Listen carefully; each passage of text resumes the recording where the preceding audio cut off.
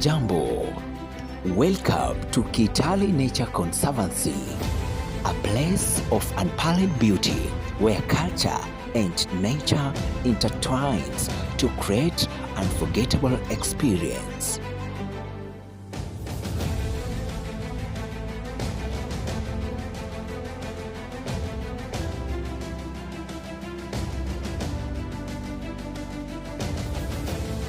Come and experience the beauty of nature. Free boat riding, etc. For vacations, holidays, and meetings, visit Ndura Park, located along Kitale Kapenguria Road in Trans Nzoia County.